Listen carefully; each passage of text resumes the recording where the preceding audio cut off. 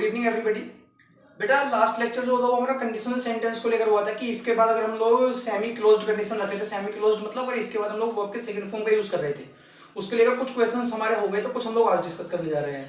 उससे पहले जो मैं आप लोगों से लास्ट वीडियो में बोला था कि ऑनलाइन सेट के लिए जो बोला गया था कि आज उसका फर्स्ट डेमो मिल जाएगा आप लोगों को, तो बेटा सेट क्वेश्चन पेपर आप लोगों का तैयार हो चुका है। अभी थोड़ा सा ऐप में काम बाकी है, इसलिए उसका वीडियो आज नहीं आएगा। इतनी उम्मीद मैं करता हूँ कि उसका वीडियो आपको कल जरूर मिल जाएगा। आज इसलिए नहीं मिल पा रहा है क्योंकि ऐप में भी थोड़ा सा काम बाकी है, उसमें ऐप पर काम हो रहा है। ठीक है, तो जो हम लोग अपनी वीडियो मतलब जो लेक्चर चल रहा था हमारा कंडीशनल का, आज वही करते हैं। और कल से आप लोगों को मैं उम्मीद करूंगा इतना आप काम कर लेंगे हम लोग उस पर ऐप पर कि कल से आप लोगों को सेट के वीडियो भी मिलने शुरू हो जाएंगे। ठीक है सर, तो एक्चुअली हम लोग जो बात कर रहे थे बेटा उसी को मैं कंटिन्यू कर रहा हूँ कि if plus subject plus verb subject plus verb. बात ये होती है कि अगर ये वर्ब हमारा पास्ट में होता है, पास्ट इंडेफिनिट में अगर हो रहा था। अब अगर आप लोगों को ध्यान हो तो बेटा पास्ट इंडेफिनिट की हम लोगों ने लास्ट क्लास में आइडेंटिटीज लिख ली थी। आइडेंटिटीज क्या क्या बन रही थी? वर्ब का second form had plus noun had two plus V1 और वर्ब। ये हम लोग लास्ट क्लास में बात की थी। अगर पास्ट बनेगा तो पास्ट का मतलब बनता है कि इफ के बाद हम लोग या तो वर्ब का सेकंड फॉर्म लगाते हैं, हैड प्लस नाउन लगाते हैं, हैड टू प्लस V1 लगाते हैं या वर्ब का यूज करते हैं। अब एक्चुअल में एक बात यहाँ पर आप लोगों को बेटा समझनी है, वो समझनी ये है कि हम लोग जनरली किसी भी सेंटेंस का जो स्ट्रक्चर बनाते हैं सब्जेक्ट प्लस वर्ब को लेकर। इतना हम सभी लोग जानते हैं किसी भी सेंटेंस का जो जनरल स्ट्रक्चर होता है, जनरल स्ट्रक्चर का मतलब होता है कि हम लोग पहले सब्जेक्ट लिखते हैं और सब्जेक्ट के बाद वर्ब को लिखते हैं। ठीक, अब आप में से कई बच्चों ने एडवर्ब चैप्टर पढ़ा होगा। जब मैंने ऑफलाइन बैचेस में एडवर्ब पढ़ाया था तो एडवर्ब में बेटा एक टॉपिक आप लोगों को पढ़ाया गया था जिसको हम लोगों ने एक नाम दिया था इन्वर्जन। इन्वर्जन का मतलब क्या था बेटा? इन्वर्जन जो वर्ड था एक्चुअल में इन्वर्जन वर्ड बनता था आप लोगों का इनवर्ट से, और इनवर्ट जो वर्ड होता है, इनवर्ट का मतलब होता है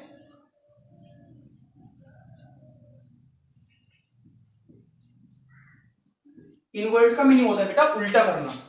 कि सर हम लोगों ने एडवर्ब में एक टॉपिक पढ़ा था इन्वर्जन, उसी को थोड़ा सा हम लोग पढ़ रहे हैं।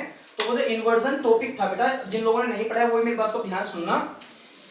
इन्वर्जन जो वर्ड होता है, इन्वर्जन वर्ड बनता है इनवर्ट से। इनवर्ट का मतलब होता है उल्टा करना। अब उल्टा करने का मतलब क्या हुआ बेटा कि जनरली किसी भी सेंटेंस का जो स्ट्रक्चर होता है वो होता है सब्जेक्ट प्लस वर्ब। अब अगर आप इसमें इन्वर्जन लगाओगे मतलब अगर आप इसको उल्टा करोगे तो उल्टा करने का मतलब हो जाएगा सर वर्ब प्लस सब्जेक्ट। बोलो बेटा हाँ या ना, कि वर्ब प्लस सब्जेक्ट जो होता है सर ये तो हम लोगों का इन्वर्जन बनता है। अभी आपके सामने लिखा हुआ है कि इन्वर्जन मतलब उल्टा करना है। उल्टा करना मतलब अगर हमने वर्ब को सब्जेक्ट के पहले लिख दिया सर ये इन्वर्जन बन जाएगा। अब बेटा यहाँ इसी बात को आप लोग थोड़ा ध्यान से समझते हुए चलना है कि हम लोग जब वर्ब प्लस सब्जेक्ट लिखते हैं तब क्या क्या कंडीशंस बनकर आती हैं।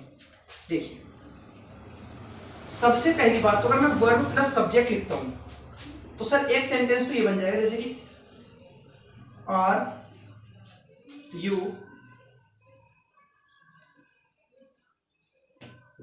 स्टडीइंग या वेयर आर यू। अब बेटे जो दो सेंटेंस आपके सामने लिखे हुए हैं आर यू स्टडीइंग और वेयर आर यू, अगर आप इन दोनों ही सेंटेंसेस को ध्यान से देखते हैं तो इतना हमें चल जाएगा पता कि सर यू जो है ये तो आपका सब्जेक्ट बन रहा है और ये आर जो है ये तो दोनों ही सेंटेंसेस में वर्ब बन रहा है कि सर यहां पर भी तो हमने वर्ब को सब्जेक्ट के पहले लिखा है। लेकिन इन दोनों ही सेंटेंसेस को हम लोग जानते हैं कि सर ये दोनों ही सेंटेंसेस हमारे क्वेश्चन मार्क है, सॉरी इंटेरोगेटिव सेंटेंसेस हैं कि आखिर में क्वेश्चन मार्क लगा हुआ है तो सर सेंटेंस तो इंटेरोगेटिव हो गया। तो बेटा वर्ब प्लस सब्जेक्ट तो सर हमारा इंटेरोगेटिव भी बन सकता है, लेकिन बेटा इंटेरोगेटिव बनने का मतलब ये होता है कि इसमें सेंटेंस के आखिर में आपको क्वेश्चन मार्क लगा हुआ मिलता है। ये ध्यान रखना, वर्ब प्लस सब्जेक्ट के आखिर में सब्जेक्ट के बाद या आगे चलकर अगर सेंटेंस में क्वेश्चन मार्क लगा हुआ है तो इट मींस कि सेंटेंस बन गया सर आप लोगों का इंटेरोगेटिव। एक कंडीशन तो बनती है सर ये हम लोगों की। अच्छा दूसरी कंडीशन एक और बनेगी,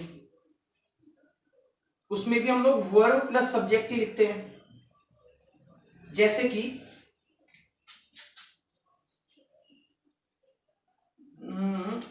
there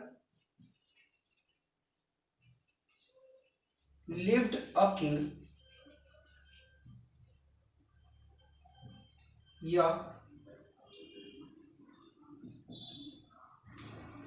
hardly had he gone out. ये दो सेंटेंसेस हैं कि there lived a king and hardly had he gone out. अब यहां पर अगर आप सेंटेंसेस को ध्यान से समझोगे बेटा, तो ये जो ए किंग है ये आपका सब्जेक्ट है, इसमें आपका ये ही सब्जेक्ट है, और इन दोनों ही सेंटेंसेस में एक में लिव्ड वर्ब आया, एक में हैड वर्ब आया। इसमें सिर्फ वर्ब, इन दोनों सेंटेंसेस में वर्ब सब्जेक्ट के पहले आया है। अब यहां पर आपको समझना ये है कि सिर्फ वर्ब तो आपका सब्जेक्ट के पहले दे रखा है, लेकिन जैसा हमने फर्स्ट और सेकंड सेंटेंस में लिखा था कि सेंटेंस के आखिर में क्वेश्चन मार्क है, क्या वैसा थर्ड और फोर्थ सेंटेंस में है? कि क्या सर थर्ड और फोर्थ सेंटेंस के आखिर में क्वेश्चन मार्क है? तो आंसर इज नो, कि सर थर्ड और फोर्थ के आखिर में तो क्वेश्चन मार्क है ही नहीं। तो बेटा अगर वर्ब सेंटेंस में सब्जेक्ट के पहले आया है और आखिर में क्वेश्चन मार्क नहीं है, तो अच्छा इसमें एक बात और समझ लेना ध्यान से। आप में से कई बच्चे जानते देखो, एक बात मैं क्लियरली बता देता हूँ, मैं आपको यहाँ पर इन्वर्जन नहीं पढ़ा रहा हूँ, मैं आपको कंडीशनल्स पढ़ा रहा हूँ, थोड़ा सा यूज है इसलिए बता रहा हूँ। एडवर्ब में एक्चुअल में टॉपिक पढ़ाया जा चुका है आप लोगों को। तो जो बच्चे सिर्फ इन्वर्जन के बेस पर, सर हमने इन्वर्जन बिल्कुल भी नहीं पढ़ रखा है, तो थोड़ा सा मैं उनको हिंट दे रहा हूँ इन्वर्जन के बारे में। एक्चुअल में इन्वर्जन टॉपिक एक अलग टॉपिक है, क्यों बनाते हैं, कब बनाते हैं, कैसे बनाते हैं, वो अलग से कभी इन्वर्जन पढ़ाने का मौका मिलेगा तो बताऊंगा। अच्छा बात यह है कि सर ये देयर और हार्डली जो है ना, ये दोनों एडवर्ब होते हैं।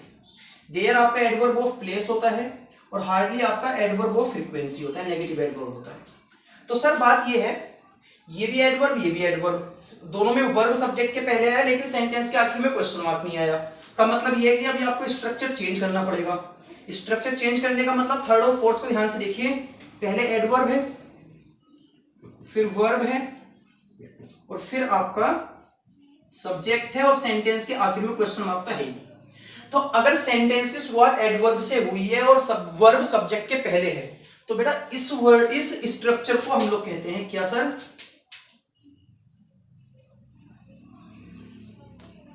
इसको कहा जाता है बेटा इन्वर्जन। ये ध्यान रखना। अब यहां पर ध्यान सुनते चलना मेरी दोनों बातों को। वर्ब सब्जेक्ट के पहले आया है लेकिन सेंटेंस के आखिर में क्वेश्चन मार्क है, तो सेंटेंस इंटरोगेटिव है। वर्ब सब्जेक्ट के पहले आया है लेकिन उस वर्ब के पहले कोई एडवर्ब है, तो सेंटेंस में इन्वर्जन होता है, फिर आप उसको इंटरोगेटिव का नाम नहीं दे सकते हैं। अच्छा अब एकदम जो आपको कंडीशनल्स में काम आने वाला था पॉइंट वो ये था कि सर अगर सेंटेंस कुछ ये बन जाए, had he the knowledge, had he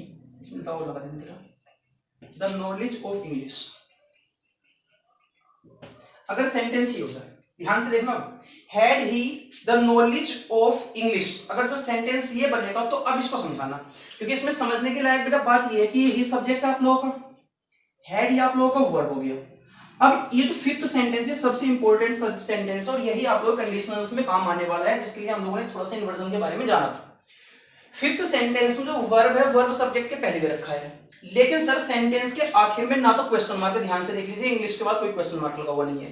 question mark ना लगने का मतलब सर सेंटेंस इंटरोगेटिव तो नहीं रहा, क्योंकि इंटरोगेटिव सेंटेंस की बेसिक पहचान होती है, बेसिक आइडेंटिटी होती है, that is the question mark, कि अगर सेंटेंस के आखिर में क्वेश्चन मार्क लगा होता तभी हम लोग इसको इंटरोगेटिव कहते हैं। अब क्वेश्चन मार्क नहीं है तो सर इंटरोगेटिव तो रहा नहीं है। अच्छा अब आते हैं दूसरे पॉइंट पर कि क्या सर इन्वर्जन बन रहा है ये, तो बेटा इन्वर्जन अगर मैं इसको कह भी दूं कि सर क्वेश्चन मार्क नहीं तो आप इसको इन्वर्जन कह सकते हैं, लेकिन भैया इसको अगर मैं इन्वर्जन कह भी दूं तो इन्वर्जन कहने के लिए वर्ब के पहले कोई ना कोई एडवर्ब होना चाहिए था।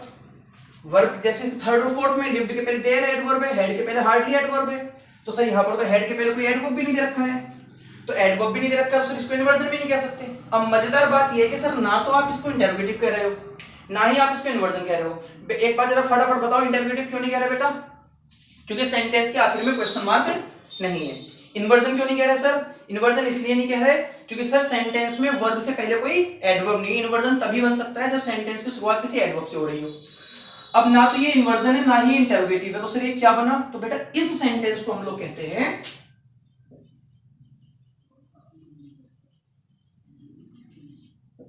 इमेजिनरी सेंटेंसेस, काल्पनिक वाक्य।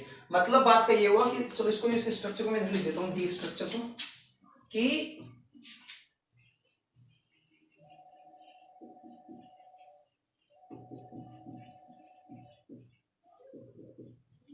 सर ना तो सेंटेंस की शुरुआत में एडवर्ब है ना सेंटेंस के आखिर में क्वेश्चन मार्क है, लेकिन वर्ब फिर भी सब्जेक्ट के पहले आया है, तो बेटा ये सेंटेंसेस आपके कंडीशनल होते हैं। कंडीशनल होने का मतलब ये सेंटेंसेस आपके इमेजिनरी सेंटेंसेस कहलाते हैं, ये बात ध्यान रखिएगा। इमेजिनरी कहने का मतलब क्या? अब अगर आप मेरी बात को समझ पा रहे होंगे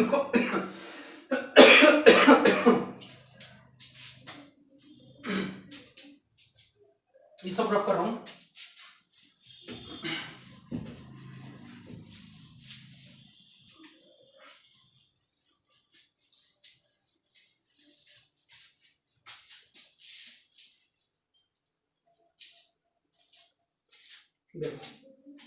यहां से शुरू करते हैं बेटा। वर्ब पे सेकंड फॉर्म की डिस्कशन नहीं होता है यहां पर कि sir if plus subject plus head plus noun, इतना हम लोग जानते हैं सर। ये स्ट्रक्चर हमारा पास्ट का होता है, काल्पनिक और इफ से शुरू कर रखा है। तो ये इफ हो गया, ये सब्जेक्ट हो गया, ये वर्ब हो गया, वर्ब का कॉम्प्लीमेंट या ऑब्जेक्ट जो भी कहना है वो कह सकते हैं इसको। अब बात ये है कि सर यहां पर ये हेड वर्ब है। अगर मैं इस वर्ब को उठाकर सब्जेक्ट के पहले ले आऊं, अगर मैं इसको इस तरीके से कह दूं head plus subject plus noun, ये वर्ब, ये आपका सब्जेक्ट। वर्ब सब्जेक्ट के पहले आया है, ना तो यहां पर कोई एडवर्ब है ना यहां पर कोई क्वेश्चन मार्क है, तो बेटा क्या बनेगा? कंडीशनल बन जाएगा, इमेजिनरी बन जाएगा। मतलब जो काम subject plus head plus noun करता है बेटा, वही काम head plus subject plus noun करेगा। वैसे ही सेंस लगाना और सोचना, क्या लिख सकते हैं हम इसको? If plus subject plus head plus two plus V1, इसको क्या लिखा जा सकता है? सब्जेक्ट ये रहा, वर्ब ये रहा, ये तो इंफिनिटिव बन रहा है। वर्ब को उठाकर सब्जेक्ट के पहले ले आइए सर।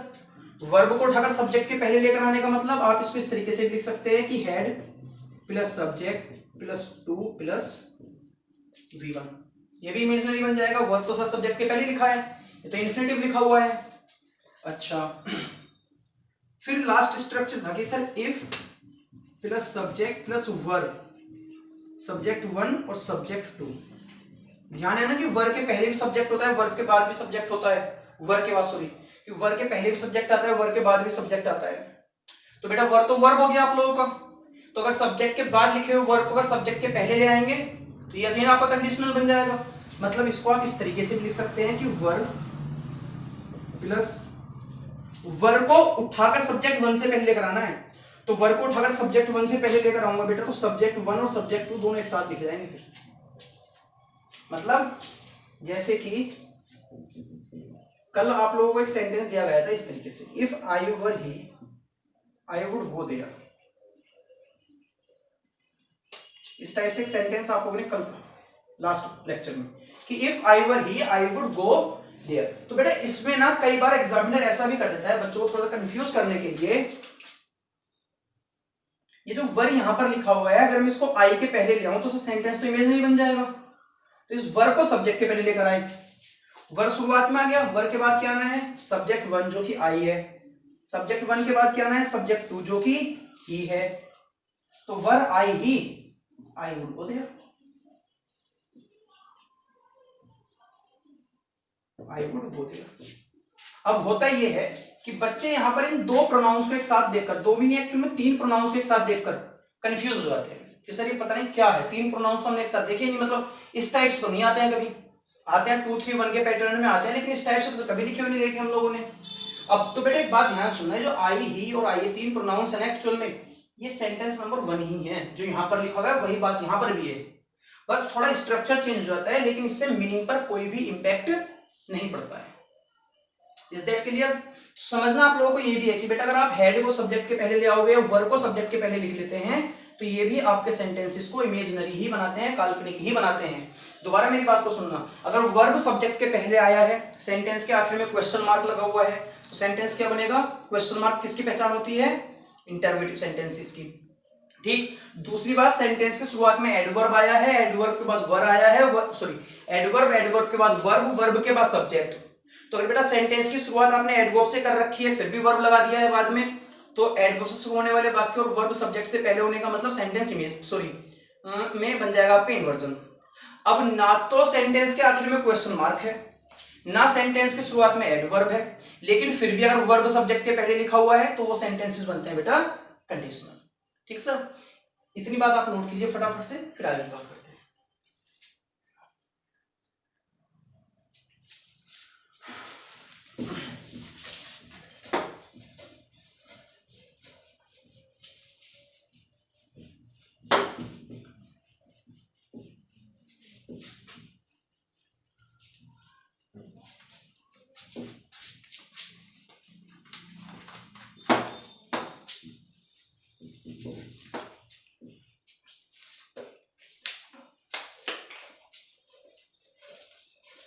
देखो बेटा, अब कुछ सेंटेंसेस हैं, क्वेश्चंस लिख रहा हूँ, देखो ध्यान से।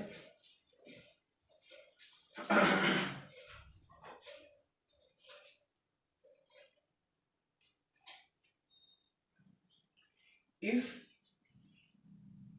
he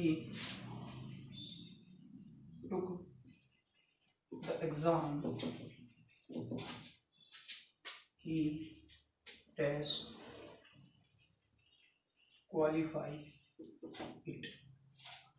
ऑप्शंस जो है बेटा, सभी क्वेश्चंस के ऑप्शन वही रहेंगे, कुड, वुड और माइट, ऑप्शन सेम है। इसको एक काम कर थोड़ा नीचे लिख, ऑप्शंस देख लो, ऑप्शंस आपके वही हैं, कुड, वुड और might. If it took the exam, he does qualify it।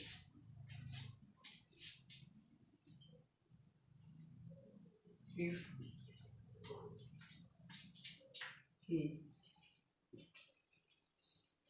moved the stone,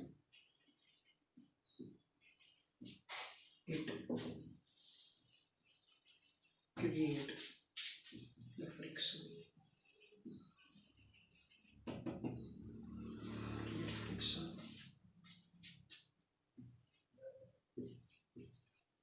If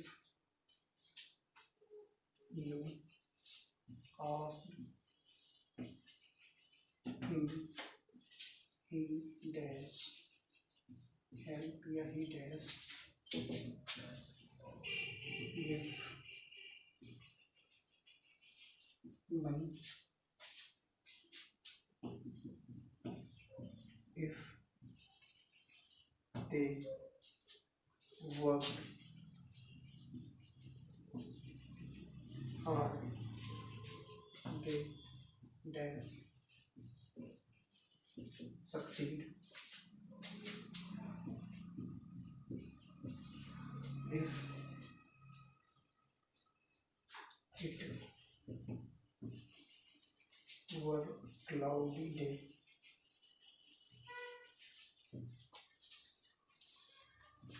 it does rain।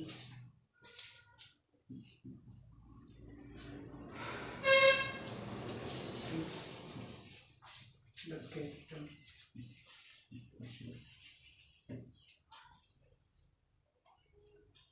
is the captain plays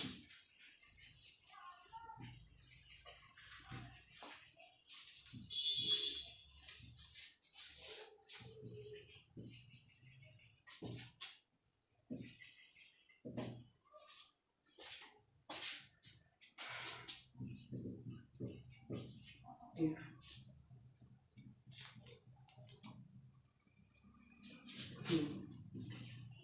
he boiled water, it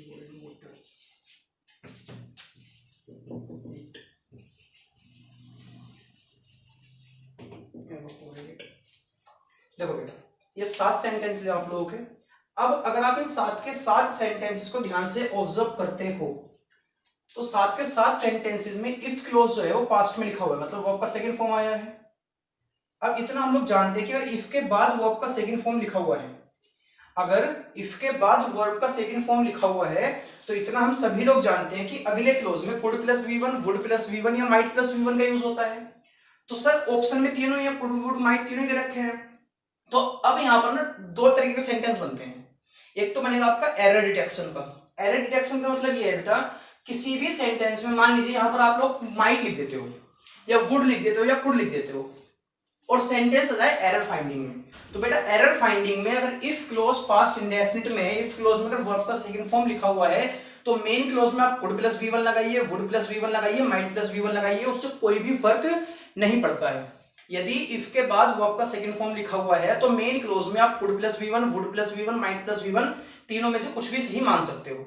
लेकिन अगर ऑप्शन में फिल इन द ब्लैंक्स में दे रखा है, improvements में दे रखा है और ऑप्शन में दोनों है, 3 है कोई से, तो फिर अगर सेंस लगाना पड़े तो उसके लिए बेटे क्वेश्चंस लिखे हुए थे कि कुड वुड माइट में एक्चुअल में क्या डिफरेंसेस होते हैं। जैसा कि हम लोगों ने इफ क्लोज को प्रेजेंट में बनाकर पढ़ा था, तो वहां पर प्रेजेंट इंडेफिनिट कैन भी आया था, मे भी आया था, विल भी आया था। तो वहां पर जो डिफरेंसेस थे वैसे कुछ डिफरेंसेस आपको यहाँ पर समझने हैं। तो अब समझना कैसे है, पहले तो वही बात देख लेते हैं बेटा। देखो, अगर वुड का यूज करोगे, वुड प्लस वी वन का यूज करते हैं, तो इट इंडिकेट्स सर्टेनिटी। सर्टेनिटी मतलब जिस बात को लेकर हम श्योर है कि ये काम होना ही है, ये अगर हम लोग ऐसा करते तो ऐसा होता ही होता, 100% है। तो उसके लिए बेटा हम लगाते हैं would plus V one certainty के लिए, श्योरिटी के लिए। अच्छा, कुड प्लस वी वन जो लगाते हैं इसका यूज करते हैं बेटा एबिलिटी प्लस पॉसिबिलिटी के लिए, जहां पर योग्यता और संभावना दोनों की बात होती है। अभी क्वेश्चंस लिखे हुए प्रैक्टिकली समझ में आ जाएगा। और माइट प्लस वी वन लगाते हैं बेटा जब बात सिर्फ पॉसिबिलिटी की होती है। अब इसको नोट कीजिए, मैं देख लेता हूँ कि चमक दिख रहा है या नहीं दिख रहा है नीचे का पोर्शन।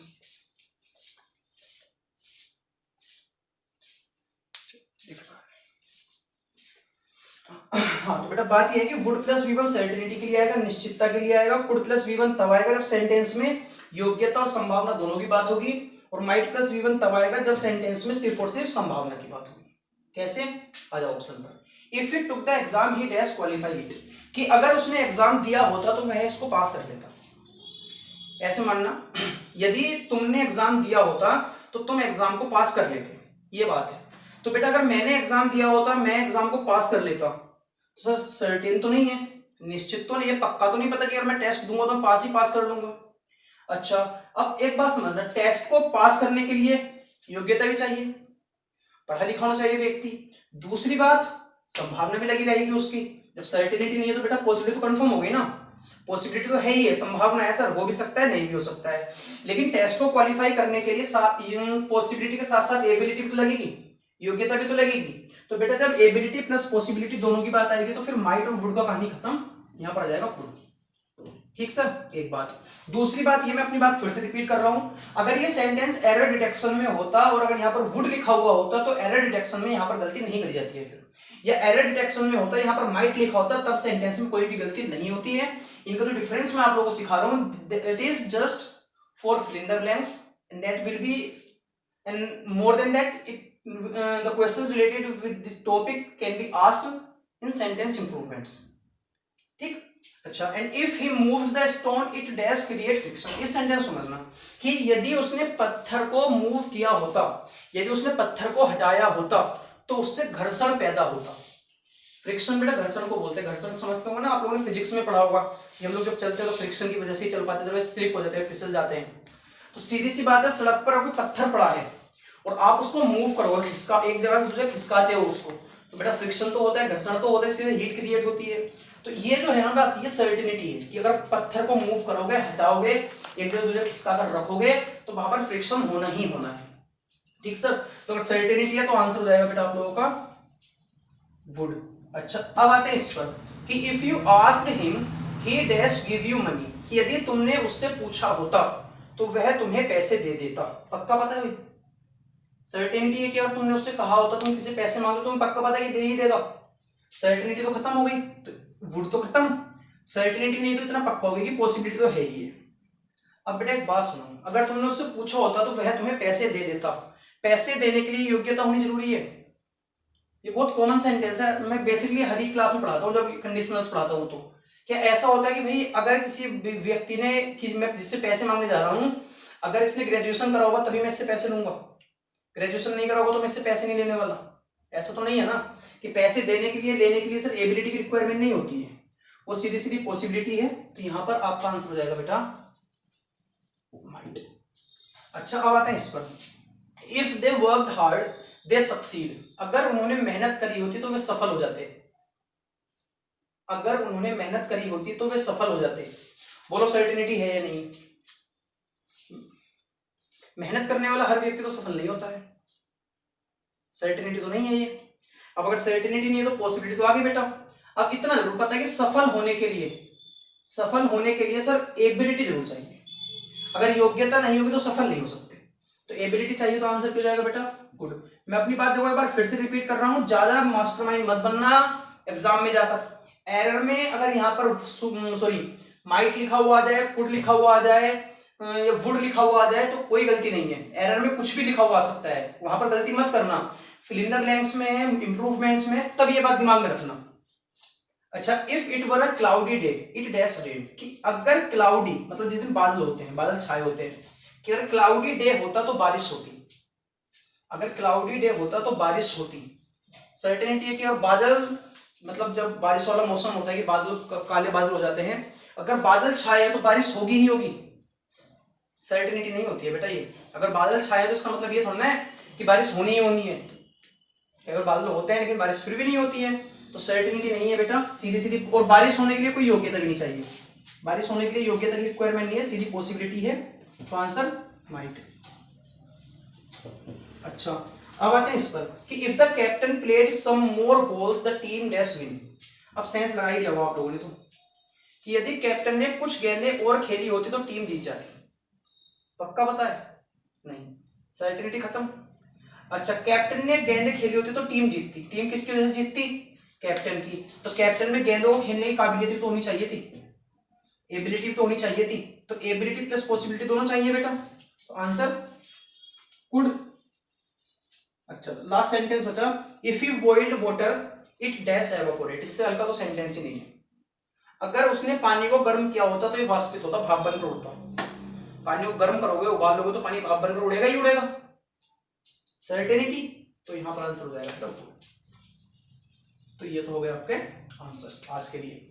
अच्छा, अब ना मेरी बात सुनना, ये वीडियो में आप लोगों को, अच्छा हाँ, पहले तक चीज सबसे फर्स्ट और मोस्ट इंपॉर्टेंट, अगले जो वीडियो में कंडीशनल को लेकर अपलोड करूंगा या अगला जो लेक्चर हम लोग लेंगे उसमें बेटा जो हम लोगों ने कंडीशनल का अब तक का पढ़ लिया है, पहले यहीं तक पास्ट इंडेफिनिट तक ही रिवाइज किया जाएगा। प्रेजेंट वाली कंडीशन और ये वाली कंडीशन और जिससे पहले इन्वर्जन को थोड़ा बहुत बताया गया आप लोगों को, ये सारा कुछ आप लोग रिवाइज कर लेना। अगले वीडियो में पहले उन्हीं के मैं कुछ क्वेश्चंस डिस्कस करूंगा, उसके बाद हम लोग अगले टॉपिक पर जाएंगे। एक बात। अब आते हैं दूसरी बात, अपने उस वाले जो ऑनलाइन टेस्ट सीरीज थी उसको लेकर। तो उसमें मैंने टेस्ट बनाने शुरू कर दिए हैं, लेकिन उसमें ऐसा है कि शुरुआत के 10 टेस्ट रहेंगे, उनका लेवल रहेगा मॉडरेट, मतलब ज्यादा टफ नहीं होंगे, ज्यादा इजी भी नहीं होंगे, मॉडरेट रहेंगे, जनरल लेवल स्टैंडर्ड के रहेंगे, ठीक है। लेकिन 10 के बाद जो टेस्ट होंगे उनका लेवल जो होगा, उनका लेवल थोड़ा सा इंप्रूव किया जाएगा, उनका लेवल जो है थोड़ा सा अपग्रेड किया जाएगा। शुरुआत के 10 टेस्ट का लेवल मॉडरेट रहेगा, ना ज्यादा आसान रहेंगे ना ज्यादा टफ रहेंगे। लेकिन 10 के बाद जो टेस्ट अपलोड किए जाएंगे आपको मिलेंगे, उनका लेवल थोड़ा अपग्रेड किया जाएगा, उनका लेवल थोड़ा हाई रखा जाएगा, ठीक सर। अच्छा, एक बात और सुन लीजिएगा, मैंने शुरुआत में बोल दिया था बेटा, मैं उसका वीडियो आज ही आप लोगों को दे देता, लेकिन अभी ऐप पर थोड़ा काम हो रहा है, टेस्ट बन चुका है, तो मैं उम्मीद करता हूँ कि कल तक वो काम हम लोगों को ऐप पर कंप्लीट कर लेंगे, तो आपको जो डेमो मिल जाएगा वो कल मिल जाएगा, ठीक है सर। चलिए आज के लिए देते हैं, बाकी कल नेक्स्ट वीडियो।